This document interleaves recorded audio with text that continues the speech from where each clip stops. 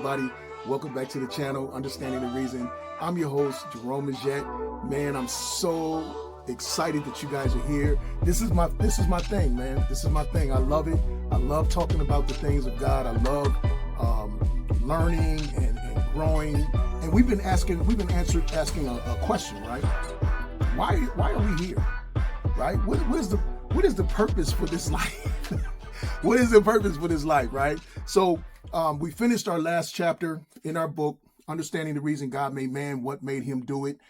Fascinating, man. 18-year study. You guys already know the deal. Those of you who have been here, those of you who are brand spanking new, welcome. We really want you to be here. We love the fact that you're here. Also, make sure, man, you get the book and also get your notes. I put the description down below. If it's not clickable, for some reason, somebody was reporting to me that they couldn't click on it, right? YouTube had me go through something, and I don't know. If you don't mind, just go ahead and copy and paste it. The book is on Amazon. This is it right here, Understanding the Reason God Made Man, What Made Him Do It. And my name is Jerome Majette, okay? So, all right, so let's get right into this, man. We've been having a fascinating study in the book. We're in chapter 2. We're in chapter 2, man. And chapter 2 is titled Before the Beginning. Scripture tells us over here in Genesis chapter 1, verse 1 and 2, in the beginning, God created the heaven, that is the atmosphere surrounding the earth, the bubble the earth is enclosed in, and the earth, which is dirt, dust, and clay, and the earth was without form, had no establishment or settlement of life. There was nothing here, and void, without carbon life forms of any kind. And darkness was upon the face of the great deep waters. The Spirit of God was moving or hovering, brooding over the face of the earth, over the face of the waters, right? Over the face of the waters. So as we continue our journey towards understanding the reason God made us, we begin this chapter with a few questions for us to reflect on. The first is, what caused the creator of the universe to undertake the project of material creation? And you've heard me say this before. God is a spirit, right? The scripture says God is a spirit, and they that worship him must do so in spirit and in truth. So what would motivate a spirit meaning eternal being, to create physical temporary matter, right? Why would he do that? So that was the first thing. And then, why did he do it? What would make him do it? And then why would he do it? So they almost sound the same, but they're different.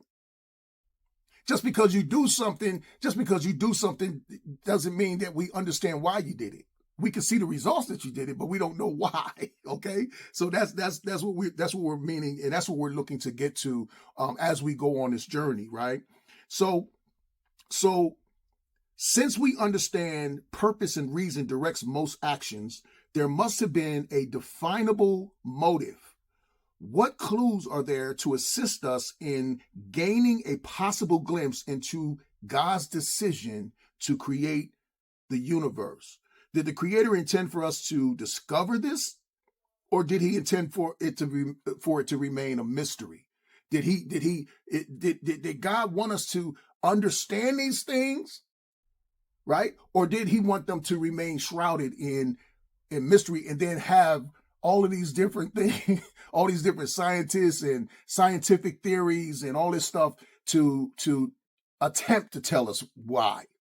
Okay, or what he was doing, or even exclude him altogether and just say it was, some evolutionary thing that happened, right? So let's keep going.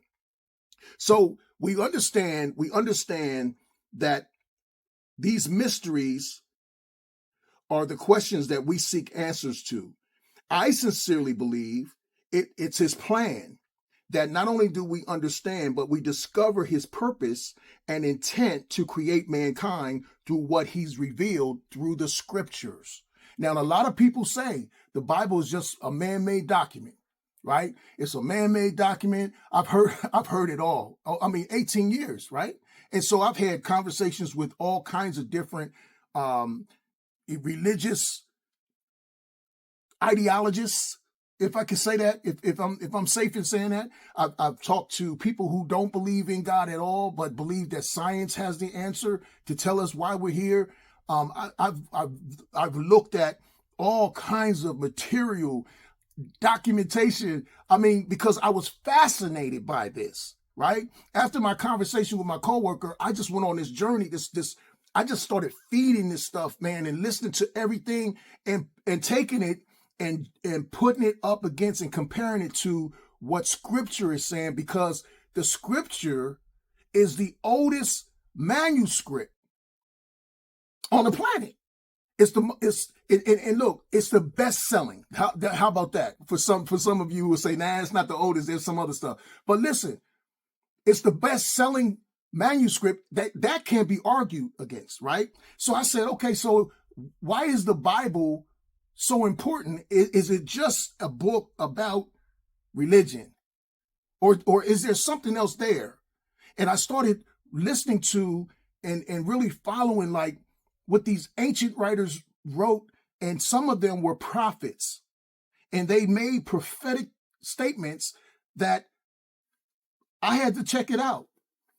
I really, honestly, I was like, man, if somebody told you it's going to rain on Wednesday, the 3rd of 2027, and it's going to be, in the day that it rains, it's going to also, it's going to rain, snow, and the sun's going to come out, melt the snow, and then it's going to go from being very, very cold on that day to extremely hot on that day, right? And I'm just saying this, right? And then it happens.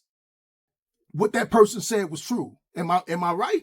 Am I looking at that the right way? Put your comments down below. I believe that prophetic utterances that have been made thousands of years ago, if the person who made that thousands of years ago, I can come back and I can see that those statements were made and came to pass. Oh man, to me, that's evidence. That's truth, right? So that's what the Bible represents to me. So in our previous chapter, we learned that prior to the creation of man, God's sovereignty was challenged by a high-ranking spirit, Satan, who became self-deceived, right? By thinking that he should be recognized as God, as indicated by the aspirations of his heart to be like the Most High. Scripture shows his aim was to take over the highest seat of power that exists. Motivated by pure hatred, distorted wisdom, and treachery, he commanded a rebellious horde in an attempt to overthrow the Almighty. This unthinkable act resulted in a war, right? So we're going to cover that. We're going to go back into the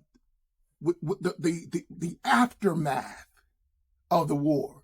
So we talked about the war. We got into that in chapter 1. We talked about how that came to pass, that iniquity was in his heart and all that stuff. We talked about all of that. Now we're going to talk about the aftermath, okay? In our next video, please be here, man. Come, bring somebody with you. Make sure you get your copy of Understanding the Reason God Made Man, What Made Him Do It. And then let's get into it, man. Let's keep it going.